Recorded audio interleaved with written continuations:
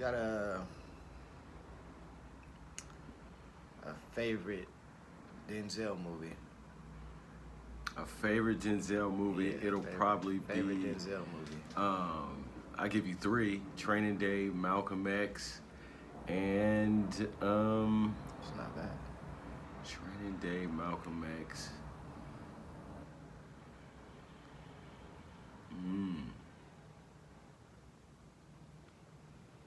I can't even think of a third.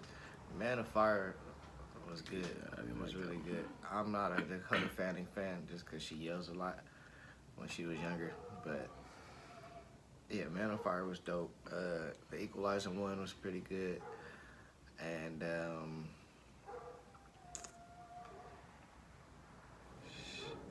American Gangster. Yeah, that'll be my third, American Gangster. Yeah, that was All a right. good one.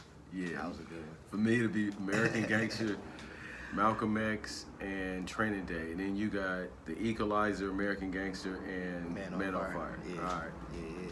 Cool. Let us know what y'all favorite Denzel movies are. Born a competitor, form is incredible. These rappers I won't settle for, they ain't even edible. Caution, caution, but the tape ain't yellow though. This Once again, it's on.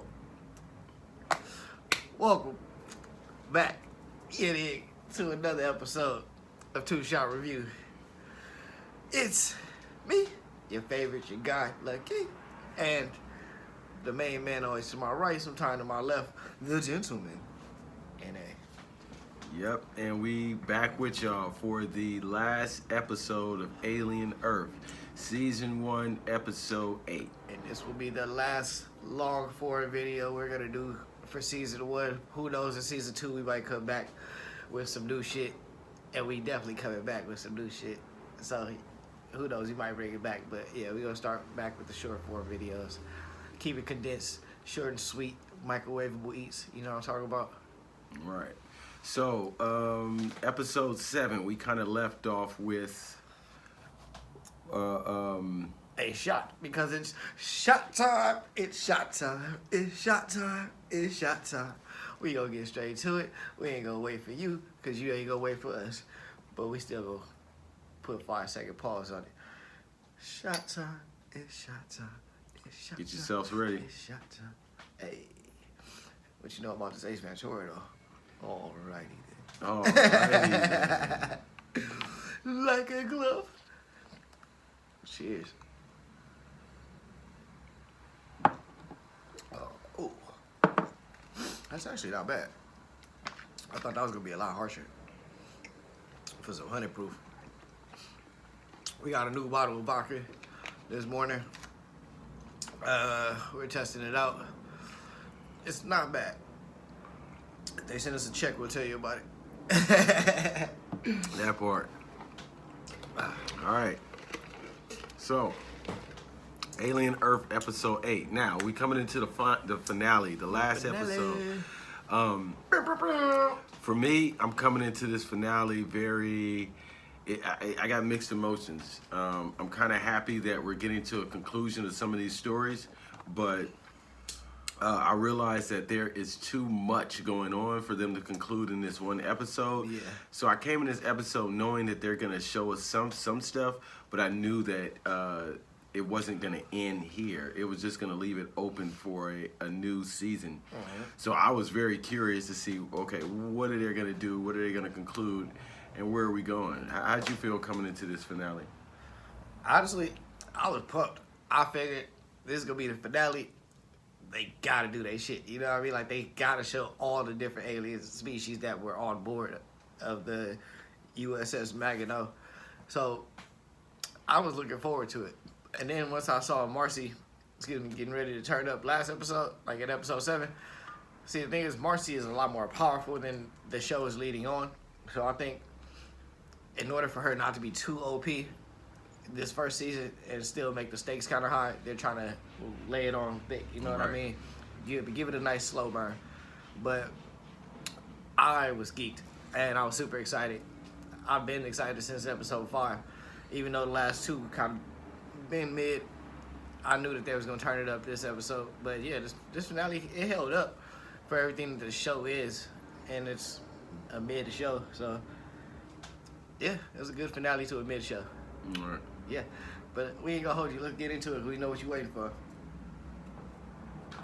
Let me spark my blunt. Yes, sir. All right, so the show kicks off with Marcy Xeno, baby Xeno, cruising through the jungles, nice and green. And I believe you were saying like this is a Earth-born Xeno, so it doesn't have the same look as the usual Xeno. That's why it's like green and it's been out trekking through the jungle. I thought it was just dehydrated. Only assume because most of the xenomorphs they show us is like all straight black, and this one is ashy to say the least. Yeah. Ashy green, like almost a gang greenish type of thing. It's a weird color scheme. Yeah. But this is like a little bit of experimentation. Let's see. Let's make something different. So it starts off with the Xeno cruising through the jungle. It comes across Science Doc Arthur. His body somehow washed up on the beach, back on the beach. It's weird because last time we saw him, he was at the entrance of the cave, and Morrow just dropped him into the water and dipped. So I don't know how he ended up back on the main beach, but that's neither here nor there. It's just like they could just. It's plot convenience. It's like the tide. Yeah, plot convenience. So the Xeno's cruising through the jungle. It runs across Science Mom. She's checking out the... With that thing with Arthur, the Xeno kind of comes up on him and there's a crab over the body. Crab is like a bottom feeder, a crustacean. Yeah. And the Xeno just looks at the crab and the crab protects the food, which is Arthur's body, and then the Xeno just dips out. Yeah. So there's something there that they started to experiment with, but they didn't go any further with it. So Science Mom is at the grave site for all the kids, leaving flowers, which is weird because it's the first time we've seen her there, and the first time we saw the graves was the last episode. The Xeno comes up on her and doesn't kill her for some reason, just gets really close, and the jungle troops are there. The redhead lady from the beginning, that group, they're there, and they shoot the Xeno. It runs off, scurries off into the woods. So they escort her back to her quarters inside the lab. WizKid is being told that they got all the Simps locked up, but being that they're understaffed, eventually the Simps are gonna break out. So he decides to put the eye monster in a human because he wants to get it to talk. That's been his big thing this whole season, is to get the eye monster to talk. So it turns out the Gingerbot is still alive. Yeah.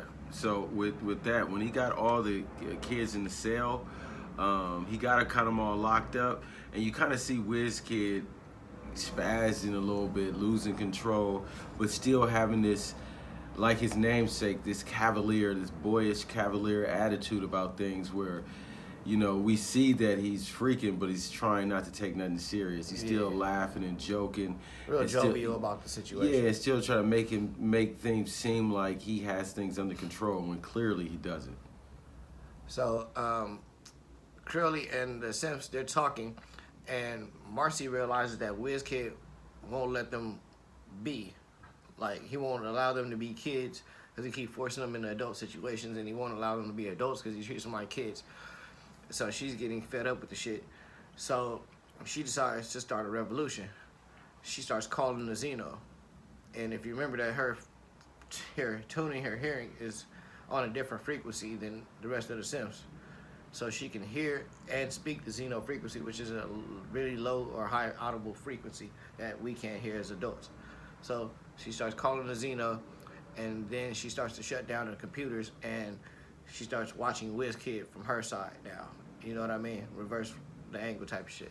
Right. So remember, throughout the episodes and throughout this series, they kept hinting at Marcy's power over electronics and things like that. Anything in the network, she can connect to. She's almost like Ultron now. Pretty much, yeah. Yeah.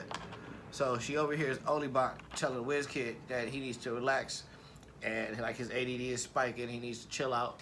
Everything's falling apart. But he's like, it's not smart to go to war with Yutani. Like, we're not ready for a war type shit. And she's coming for a war because you kept Morrow hostage, and they beat the shit out of Morrow last episode. So, right. So during that scene, when Olibot is talking to WizKid, what Wendy or Marcy is doing is she's like fucking with the programming.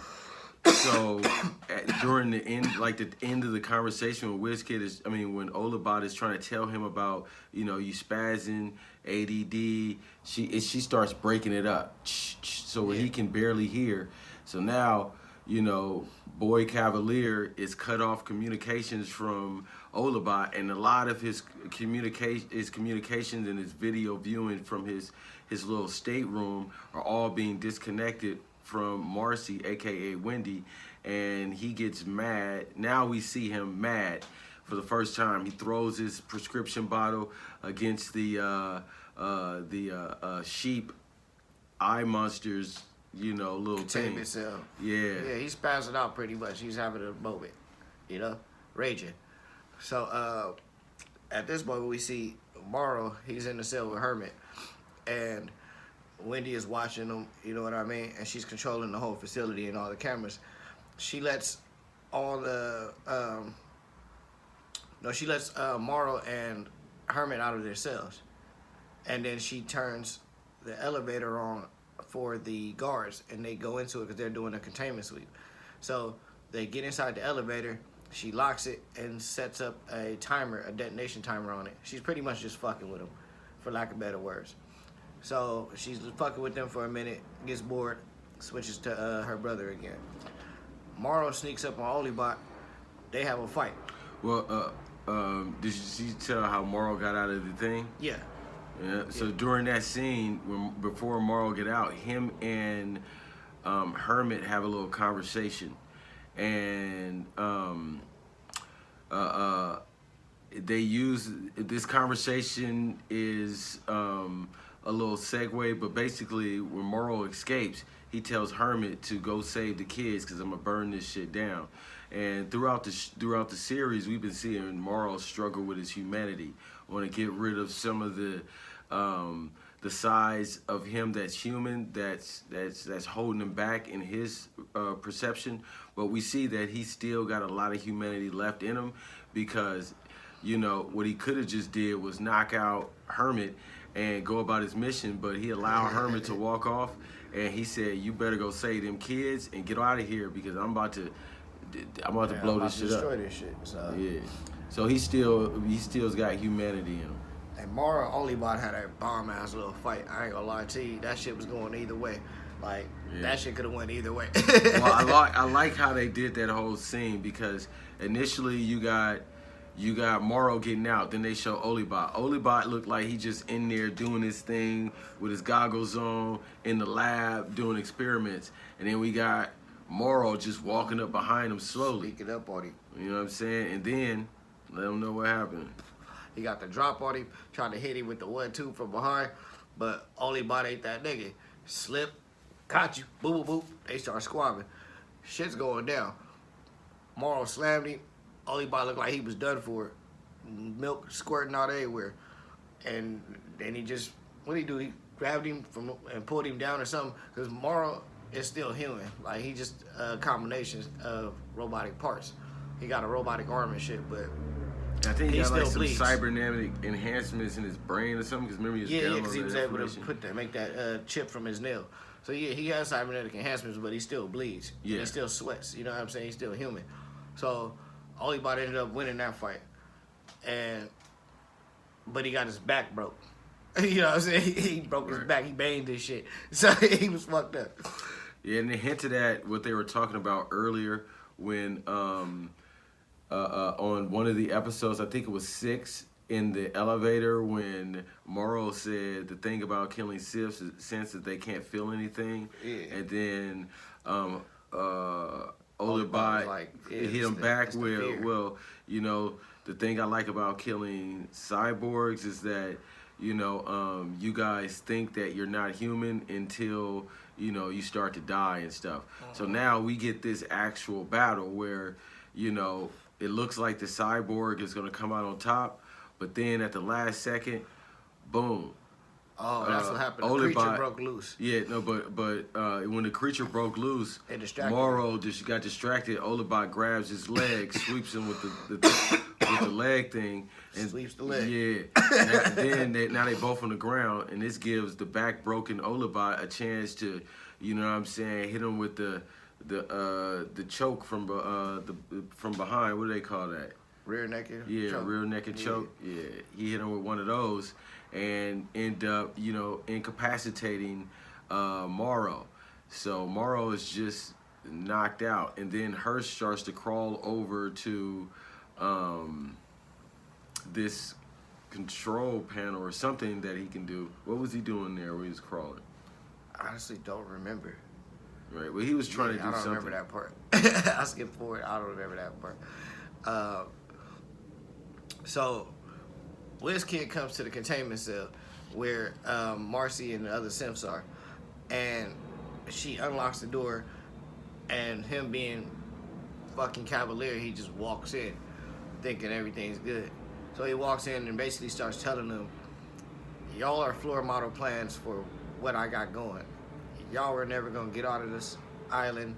Y'all stuck here. Y'all not gonna be better than nothing that y'all are. I'm making better shit than you. Just down talking to them and telling them they ain't shit. So, that scene right there, it was like basically, you know, WizKid again in his most cavalier moment, in the face of all this danger and destruction, he goes to his prototype investment or whatever you want to call it, and just kind of really belittles him. The things that he created that have way more power than him. So he kind of backs himself into a corner to where there's really nobody on his side at this point. And he only has one guard with him. And at that point, Gingerbot jumps up, gets Pharaoh, punches him down, destroys his face basically. So she turned his face into ground beef. So Wendy's like, hey, bro, you should run. She starts splitting up the Simps, leading the command. Hey, you go that way, you go that way. Nobody touch my brother, though. Go round these motherfucking adults up. I got a plan.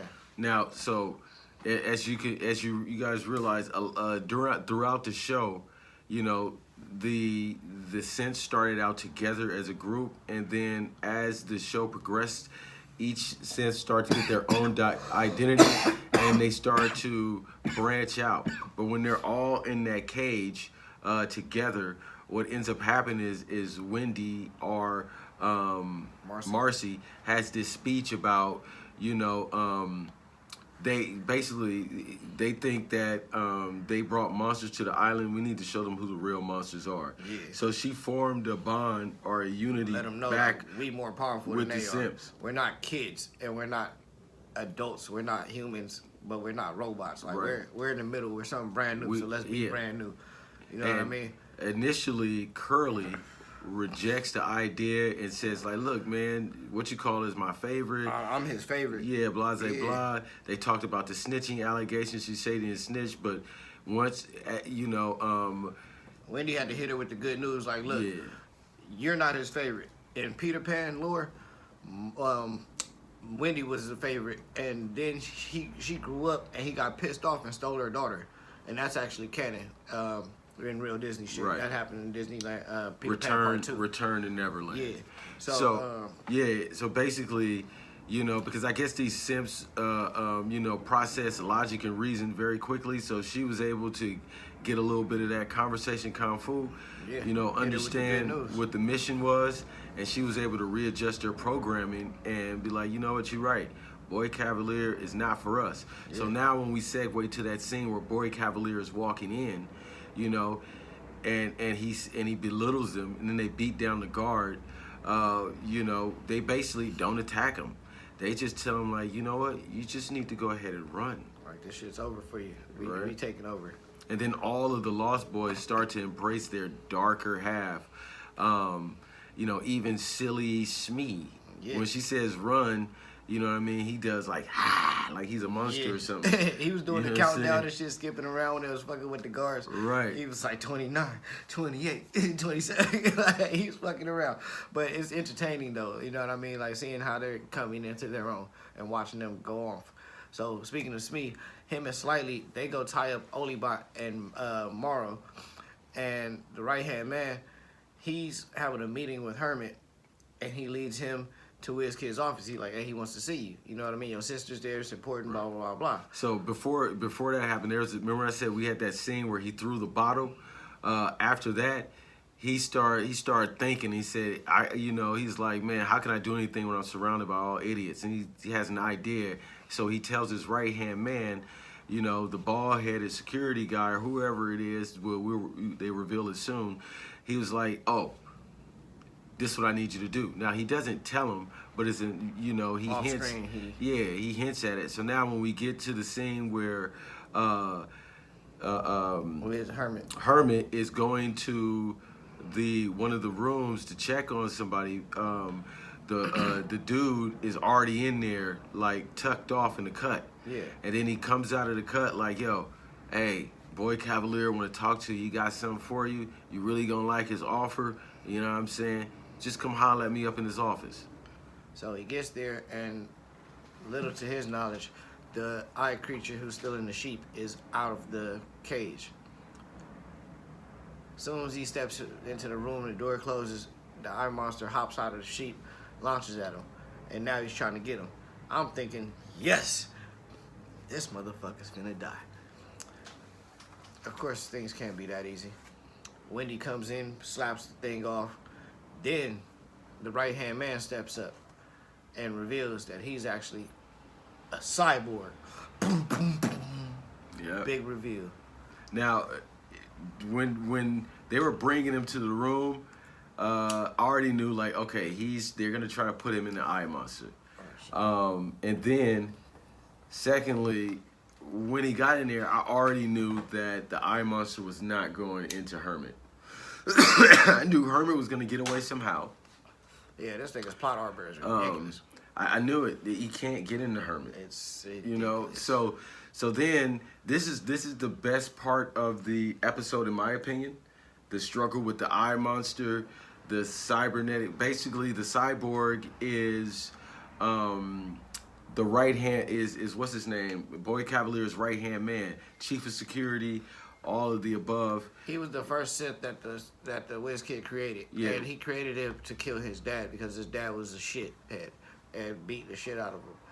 And so he didn't like that. He was smarter, so he had to kill his dad and basically make the right-hand man the face of the company until he was old enough to take over and Right. continue to stack his empire. So now we got this guy in there battling Wendy, well, and he whooping her ass. Not Wendy yet, because initially what happens is he sets up Hermit to get the eye monster. Now the eye monster's jumping, he jumps, and Hermit does the same thing that Gingerbot does, and the eye monster's trying to grab to get that eye. He's tentacles all over, but he's holding him off like. Ooh, this is crazy. So he ends up batting the eye monster against like the side of the desk. The thing is kind of knocked out for a little bit, but when it wakes up, shakes it off, wakes up, it goes right back to the mission. There was even one scene where Wendy kicked the shit out of it. Well, first where the sheep was in. Also, when he first sees the eye monsters in the sheep, it jumps out of the sheep. Then Hermit jumps right in the cage. Yeah. And then the eye monster tries to open the door because it's intelligent. But then it goes through the feeding thing to get around, and then he escapes out the other end. And that's when the bot comes in, and to save the day is Wendy. Wendy uses her powers of... Because the bot is connected to the Wi-Fi. Right. So she controlled the system. Yeah, she used her she says, stop. Ultron powers. Boom, he's locked in. He can't move. Fight's over. And now she knows I control everything. And she OP as fuck. So at this point, what happens? The guard troops, they make it to the lab, but they don't know that the plant monster is there. Because Wendy basically led them to the plant monster. And it's merged into the wall, camouflaged on the wall, and it comes down, grabs the redhead chick, grabs her up, she fucking fires off her gun in a panic, shoots half the squad. So now there's one guy left, and so that's how everybody dies. And so the last guy, he gets captured by Curly. She comes in and grabs him up. Now the eye monster makes it to the beach. It dips out from the lab after Wendy knocked it off. It goes through a little drain and it's out of there. It makes it to the beach and hops inside Science Pop's body. Now it takes control, stands up, and just walks off, you know what I mean, into the distance type shit. Cut to all the adults. They're all tied up and sat in weird positions. Like, Wiz Kid is striking the Jesus pose. Olibot is laying up top on his back because his back is broken. And Science Mom is sitting down. And then we have Weyland Yutani en route with a small fleet heading toward the island. And Marcy and the Simps are like, Don't forget Moral's in the cage with him too. oh yeah, all the adults are in the cages. They tied up everybody. With the exception of Hermit. Yeah, because Smee told her, hey, he's one of us. Even though he shot Gingerbot, he was just trying to protect who he thought was his friends. But, you know, shit happens. He's still one of us. That's your brother type shit. So, now we got Marcy with the Simps. We got the big Xeno and the baby Xeno, because that one's growing up. And they're ready to take over the world. And Weyland Yutani is en route to the island to capture her aliens. And that's the end of episode 8. Yeah, and so one thing about those scenes, how they wrapped it up, like I was saying, they left a lot on the table to get you ready for episode 2. So what they did was they put the eye monster in Arthur, because he was already dead, but they brought him back. So now we got the eye monster walking around that we have an unresolved story for. We have the kids. I mean, he's in Arthur. I'm just talking about the unresolved stories. We don't know what he's gonna do or what he's trying to do, but that's an unresolved story. Just like I was thinking from the beginning of the episode, I knew that they're not gonna be able to resolve everything and conclude it with so much plot and plot holes that they had in just one hour episode. But what they end up doing was, not only did they not resolve a lot of things, because Hirsch and Morrow had a fight. We were all wondering who was going to win, but to everybody, Hirsch and Morrow, it was a draw. Morrow beat him, and then Hirsch got the jump to get his get back. They both got incapacitated, but at the end of the day, neither are dead, and they're both in the same cage. Science Mom is her whole storyline with, you know, being like what was her? She's guilty. Yeah, she's guilty. A guilty accomplice. She basically she has a guilty kids, conscience. Like in another episode, she killed them 6 kids, and it wasn't no science experiment. Yeah, and better. We're at the part to where she's just in the cage. Now she's like a prisoner. The Simps, you know, they don't know what they are, what their purpose is, or how they're going to behave going forward. So for them, they're still a progress. Species, yeah, they're still, it's the process. Uploading information constantly. You know, so they just, at this point, they know that they don't like humans. Yeah, Paradise Island is locked off, and you know what I mean. All the they guards basically are dead. run it. Yeah, all the guards are dead.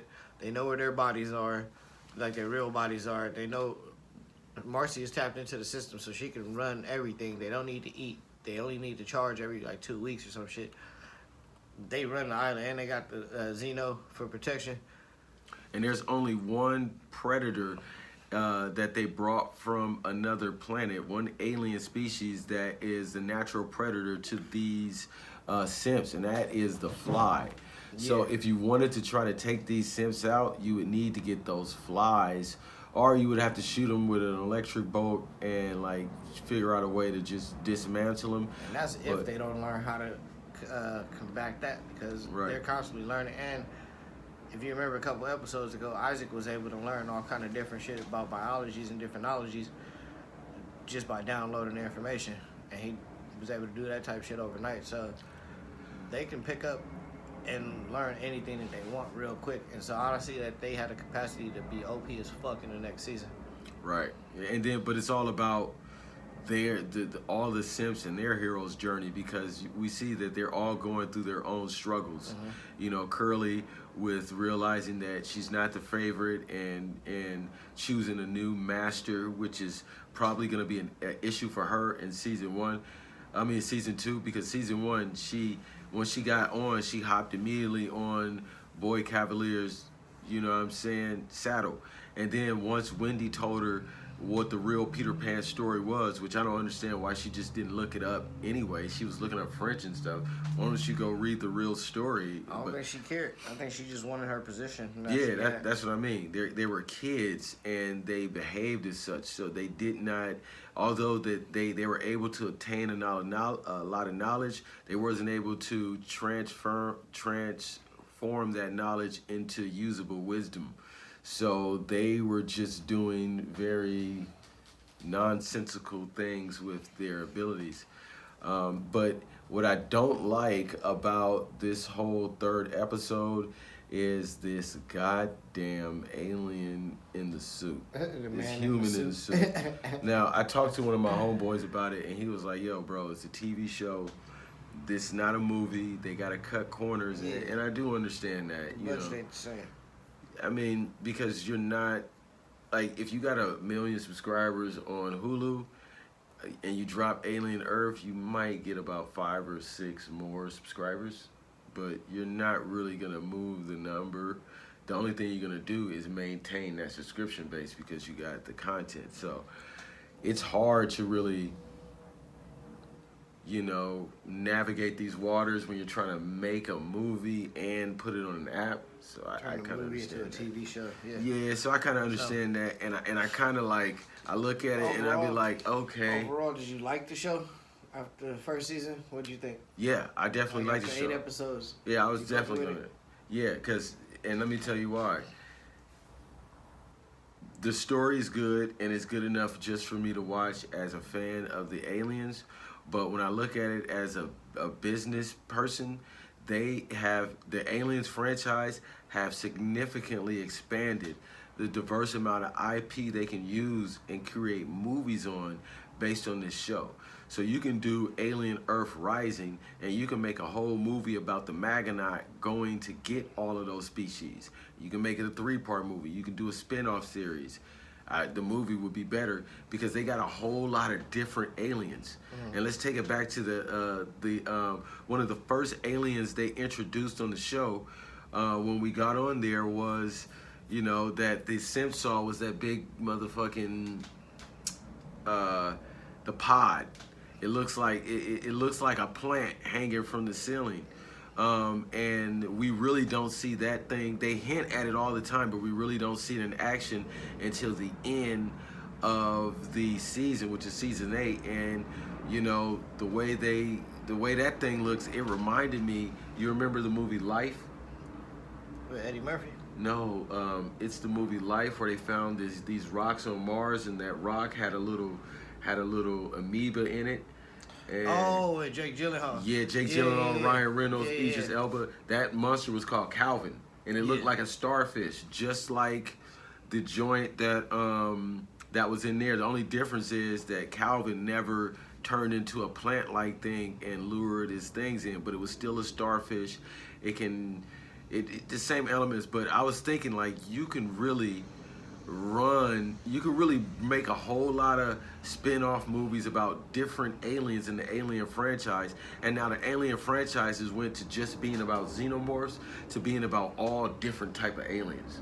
So I really like that idea and how they put that in there. And I'm curious to see where they're gonna go forward with all of these different type of IP that they introduced to this franchise.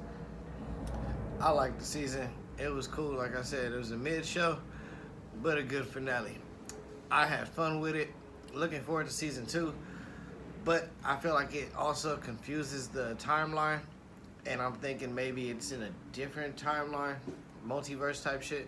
But we're gonna wait to find out in season 2. No, I don't think it confuses the timeline because I've been thinking about that, and that was one of my main issues. Was like, okay, what are we doing? Because apparently this takes place 2 years before the first Alien, and right now all the events of this stuff is happening on a isolated island controlled by a boy Cavalier.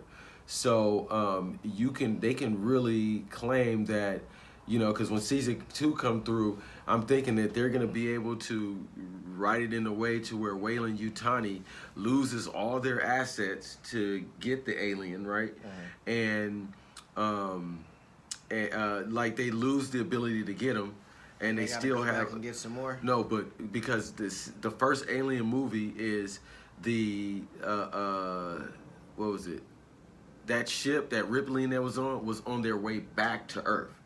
But on their way back, they got a distress beacon on from a crash engineer ship, and where they were sending orders back to Weyland Yutani. They was like, "Oh, engineer ship, go check it out," because they knew that, okay, we lost this over here.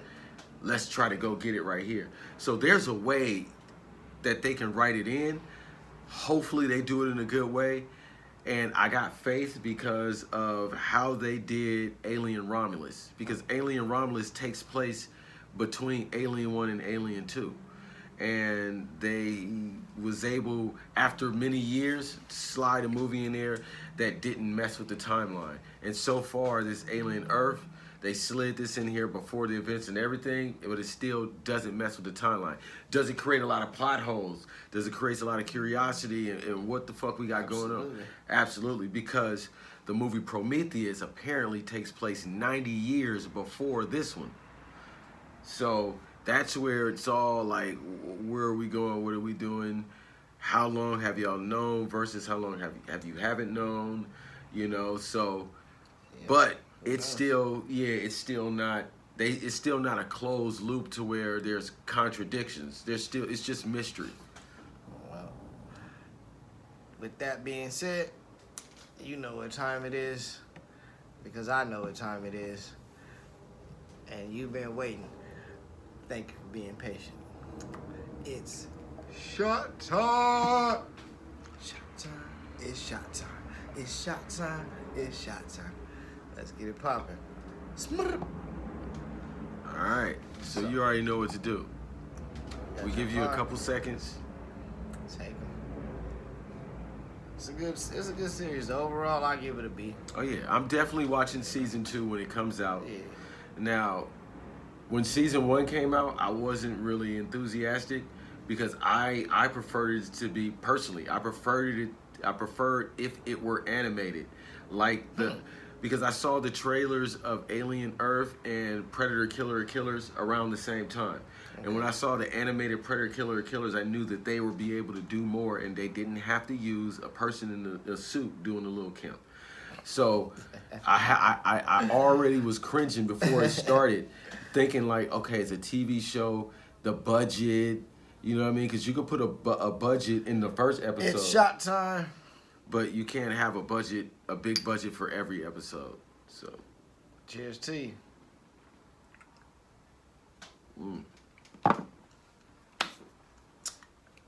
Oh. Excuse me. That's been another episode of 2shot Review. Thank you for coming through. We'll catch you on the next one. You dig? Appreciate it. It's Lucky. And